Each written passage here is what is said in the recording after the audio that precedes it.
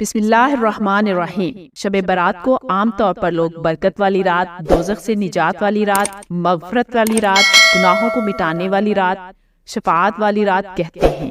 اس شب کے بارے میں عام تاثر یہ پایا جاتا ہے کہ اس شب اللہ تعالیٰ آسمان دنیا پر تجلی فرماتا ہے، اور اس شب میں سارے سال کے حالات قلم بند کیے جاتے ہیں، جیسے رزق، بیماری، تندرستی، فراغی، تنگی، راحت، تکلیف، حتیٰ کہ ہر وہ شخص جو اس سال میں پیدا ہونے والا یا مرنے والا ہے، اس کا وقت اس شب میں لکھ دیا جاتا ہے۔ اسی مناسبت سے لوگ اس رات کو عبادت کرتے ہیں اور اگلے دن کا روزہ ثواب کی نیت سے رکھا جاتا ہے۔ اس رات عبادت کے نام پر وہ سب کچھ ہو رہا ہے جو نہ کبھی نبی اکرم صلی اللہ علیہ وسلم نے کیا اور نہ صحابہ کرام رضی اللہ تعالیٰ عنہ نے کیا۔ ان سب باتوں میں کتنی حقیقت ہے، یہ جاننے کے لیے ویڈیو کو پورا دیکھیے گا اور اسکپ مت کیجیے گا۔ کہ کئی راتیں ہم ہمارے معاشرے میں بناتے، لیکن جو قرآن مجید میں جس کا ذکر ہے وہ لیلۃ القدر، کہ اس رات میں قرآن نازل ہوا تھا، تو یہ ہمارے لیے ایک اہم رات ہے اور ہزاروں رات کے مقابلے میں ہے۔ قرآن میں صاف طور پر ہے انا انزلناہ فی لیلۃ القدر، ہم نے قرآن نازل کیا ہے کس میں؟ لیلۃ القدر میں، رمضان کی آخری عشرے میں۔ فیہا یفرق کل امر حکیم، سارے تقدیر کے سال بھر کے فیصلے اس شب قدر میں ہوتے ہیں۔ تو اتنی واضح قرآن کی آیتیں موجود ہیں، تو شب برات کے بارے میں ایسی روایتیں موجود نہیں ہیں۔ عبادت کے نام پر کیا کرنا چاہیے اور کیا نہیں کرنا چاہیے، اس کا سورس قرآن پاک ہے یا پھر نبی اکرم صلی اللہ علیہ وسلم کی سنت۔ دین اسلام حضرت محمد صلی اللہ علیہ وسلم کے ذریعے ہم تک پہنچایا گیا۔ قرآن پاک میں ارشاد ہے، سورۃ مائدہ آیت نمبر 3، ترجمہ: آج میں نے تمہارے لیے دین کو کامل کر دیا اور تم پر اپنا انعام بھرپور کر دیا اور تمہارے لیے دین اسلام کو پسند کر لیا۔ رسول اللہ صلی اللہ علیہ وسلم پر قرآن پاک نازل ہوا، آپ صلی اللہ علیہ وسلم نے پورا قرآن امت کو دیا۔ رسول اللہ صلی اللہ علیہ وسلم پر اللہ تعالیٰ نے جو احکام نازل کیے، آپ صلی اللہ علیہ وسلم نے وہ تمام کے تمام احکامات امت کو سکھا دیے۔ 23 سال کے عرصے میں ایک مرتبہ بھی ایسا نہیں ہوا کہ آپ صلی اللہ علیہ وسلم نے صحابہ کرام کو اکٹھا کیا ہو کہ آج شب معراج ہے، آج شب برات ہے، نوافل پڑھنے چاہیے، یہ اعمال اور فلاں فلاں کام اس رات میں کیے جائیں۔ ایسا کچھ نہیں ہوا۔ نیکی وہ ہے جو نبی کریم صلی اللہ علیہ وسلم نے پیش کر دی ہے، نیکی وہ ہے جسے قرآن نے ڈیفائن کر دیا ہے۔ جس عمل کا تذکرہ قرآن و حدیث میں نہیں ہے وہ نیکی نہیں بن سکتی، کیونکہ نیکی کا پیمانہ صرف 2 چیزیں ہیں۔ حجت الوداع کے موقع پر حضور اکرم صلی اللہ علیہ وسلم نے فرمایا، لوگوں میں تم میں 2 چیزیں چھوڑے جا رہا ہوں، ایک قرآن اور دوسری سنت رسول۔ جب تک تم ان 2 چیزوں کو تھامے رہو گے تم کبھی گمراہ نہ ہوگے۔ 1,40,000 صحابہ کرام رضی اللہ تعالیٰ عنہ حجت الوداع کے موقع پر موجود تھے۔ آپ صلی اللہ علیہ وسلم نے ان سے فرمایا، کیا میں نے اللہ کا پیغام پہنچا دیا؟ تو صحابہ کرام نے عرض کیا، ہاں رسول اللہ۔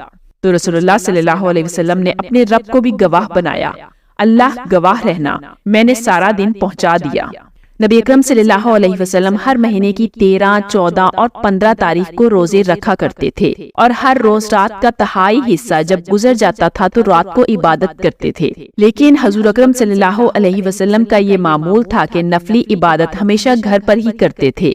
اس لیے پتہ چلتا ہے کہ 13، 14 اور 15 کا روزہ تو آپ صلی اللہ علیہ وسلم ہر مہینے رکھتے تھے، اور رات کی عبادت تو سال بھر کرتے تھے، صرف شعبان میں مخصوص نہیں کیا کرتے تھے۔ سوال یہ پیدا ہوتا ہے کہ کیا صحابہ کرام رضی اللہ تعالیٰ عنہ نے اس رات کو باقاعدگی سے جاگ کر اجتماعی عبادت کی تھی؟ تو یہ بات کہیں سے بھی ثابت نہیں ہے۔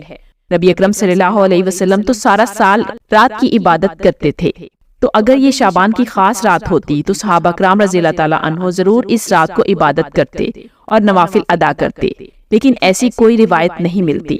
صحابہ کرام رضی اللہ تعالیٰ عنہ کسی نیکی کو نہ چھوڑتے تھے۔ نبی اکرم صلی اللہ علیہ وسلم کے بعد خلفائے راشدین 30 سال ان کی حکومت رہی، ان میں سے کسی نے نہیں کہا کہ کل 15 شعبان ہے، رات کو جاگنا ہے اور روزہ رکھنا ہے۔ 110 ہجری تک کسی صحابی نے یہ رات نہیں منائی، یہ رات لوگوں نے 475 ہجری کے بعد منانا شروع کی۔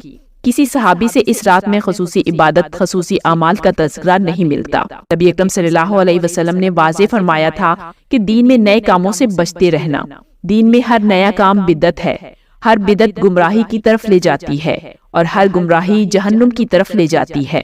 اکثر لوگ یہ خیال کرتے ہیں کہ 15 شعبان مردوں کی عید ہوتی ہے، مردے گھروں کو آتے ہیں، لوگ اچھے اچھے پکوان بناتے ہیں اور مردوں کے نام سے فاتحہ دیتے ہیں، اور اس کو مردوں کی عید تصور کیا جاتا ہے۔ اس روز پھر لوگ قبرستان جاتے ہیں، یہاں ایک بات قابل غور ہے کہ اس رات اگر اللہ تعالیٰ مردوں کو دنیا میں بھیجتا ہے تو آپ ان سے ملنے قبرستان کیوں جاتے ہیں؟ اکثر لوگوں کا یہ کہنا ہے کہ اس رات اللہ تعالیٰ آسمان دنیا پر تجلی فرماتا ہے اور اس رات سارے سال کے حالات قلم بند کیے جاتے ہیں اور 5 لوگوں کے علاوہ سب کی بخشش کر دیتا ہے۔ یہ تاثر بالکل غلط ہے کہ آپ سارا سال جو مرضی کرتے رہیں اور ایک رات عبادت کر کے بخشش کے حقدار ٹھہرے۔ اکثر لوگ اس رات مسجدوں کو چراغاں کرتے ہیں اور پٹاخے اور آتش بازی کی جاتی ہے جو کہ سراسر ہندوؤں کی تہوار دیوالی سے مطابقت رکھتا ہے۔ پاکستان جیسے ملک میں جہاں آدھی فیکٹریاں بند ہیں بجلی کی کمی کی وجہ سے، تو دوسری طرف آپ ساری رات چراغاں کر کے بجلی کا ضیاع کریں گے تو کل کو آپ کو اس ضیاع کا حساب دینا ہوگا۔ صحیح مسلم کی روایت ہے، اما عائشہ رضی اللہ تعالیٰ عنہ کا بیان ہے کہ نبی اکرم صلی اللہ علیہ وسلم میرے پاس سو رہے تھے۔ ابھی تھوڑی دیر گزری تھی، نبی اکرم صلی اللہ علیہ وسلم سمجھے کہ میں سو گئی ہوں تو آپ صلی اللہ علیہ وسلم آہستہ سے اٹھے، چادر ہٹائی اور جوتا پہنا اور پھر دروازہ کھول کر باہر نکل گئے اور دروازہ آہستہ سے بند کر دیا۔ میں اٹھی اور اپنی چادر لپیٹ کر آپ صلی اللہ علیہ وسلم کے پیچھے پیچھے چل پڑی۔ آپ صلی اللہ علیہ وسلم بقیع پہنچے اور وہاں آپ صلی اللہ علیہ وسلم کافی دیر تک کھڑے رہے۔ وہاں آپ نے 2 سے 3 مرتبہ اپنے ہاتھوں کو بلند کیا۔ وہاں آپ صلی اللہ علیہ وسلم دعائیں کر رہے تھے۔ اس کے بعد آپ صلی اللہ علیہ وسلم دعائیں کر کے پلٹے، پھر میں بھی پلٹی اور تھوڑا تیز چلی اور جلدی سے گھر آ کر بستر پر سو گئی۔ تیز چلنے کی وجہ سے میرا سانس پھول گیا تھا۔ نبی اکرم صلی اللہ علیہ وسلم نے مجھے دیکھ کر فرمایا، عائشہ تمہیں کیا ہوا؟ تمہاری سانس کیوں پھول رہی ہے؟ میں نے کہا کچھ نہیں۔ تو رسول اللہ صلی اللہ علیہ وسلم نے فرمایا، یا تو تم خبر دو یا اللہ مجھے خبر کر دے گا۔ پھر عائشہ رضی اللہ تعالیٰ عنہ نے کہا، میرے ماں باپ آپ پر قربان، پھر میں سب کچھ حضور صلی اللہ علیہ وسلم کو بتا دیتی ہوں۔ سب سن کر رسول اکرم صلی اللہ علیہ وسلم نے فرمایا، اچھا وہ تمہارا سایہ تھا جو میرے آگے چل رہا تھا؟ تو عائشہ نے فرمایا، جی ہاں، وہ میرا سایہ تھا جو آپ کے آگے چل رہا تھا۔ پھر آپ صلی اللہ علیہ وسلم نے فرمایا، تمہارا کیا خیال تھا کہ اللہ کا رسول تم پر ظلم کرے گا؟ پھر آپ نے فرمایا، جب تم نے مجھے دیکھا کہ میں جا رہا ہوں تو اس وقت جبریل میرے پاس آئے تھے اور جبریل نے مجھے آہستہ سے آواز دی تو میں نے بھی آہستہ سے جواب دیا۔ جبریل نے مجھے جگایا اور مجھ سے آہستہ سے کلام کر رہے تھے اور میں آہستہ سے جواب دے رہا تھا کہ تم سوئی ہوئی تھی، اس لیے میں خاموشی سے باہر چلا گیا اور آہستہ سے دروازہ بند کیا کہ کہیں تمہاری نیند خراب نہ ہو جائے۔ جبریل نے مجھے کہا کہ آپ کے رب نے حکم دیا ہے کہ آپ اہل بقیع کے پاس جائیں اور ان کے لیے مغفرت کی دعا کریں۔ تو میں ان کے لیے مغفرت کی دعا کرنے گیا تھا تو اما عائشہ رضی اللہ تعالیٰ عنہ نے یہ سن کر کہا، میں ان کے لیے کیسے دعا کروں؟ تو آپ صلی اللہ علیہ وسلم نے حضرت عائشہ رضی اللہ تعالیٰ عنہ کو ایک دعا سکھائی کہ تم اہل بقیع کے لیے دعا کرو۔ یہ صحیح مسلم کی حدیث ہے۔ اس میں صرف اتنا بتایا جا رہا ہے کہ آپ صلی اللہ علیہ وسلم ایک رات اٹھ کر جاتے ہیں اور اہل بقیع کے لیے مغفرت کی دعا کرتے ہیں۔ اس میں کہیں بھی یہ تذکرہ نہیں ہے کہ یہ شعبان کا مہینہ ہے اور 15 تاریخ کی رات ہے۔ اس حدیث میں نہ کسی دن اور نہ کسی مہینے کا تذکرہ ہے۔ ہاں، اس سے ملتی جلتی ایک حدیث ابن ماجہ نے بھی روایت کی ہے، لیکن علماء اسے ضعیف روایت قرار دیتے ہیں۔ صحیح مسلم کی حدیث میں صرف مغفرت کی دعا کا ذکر ہے، دن اور مہینے کا ذکر نہیں ہے۔ اس حدیث کا مقصد یہ تھا کہ اہل بقیع والوں کی فضیلت بتائی جائے کہ نبی اکرم صلی اللہ علیہ وسلم نے ان کے لیے دعا کی، اور یہ بتانا مقصد تھا کہ قبرستان جا کر مردوں کی مغفرت کی دعا کی جا سکتی ہے، لیکن خاص دن یا مہینے کا ذکر نہیں ہے۔ آپ سارا سال کبھی بھی کسی بھی دن جا کر دعا کر سکتے ہیں۔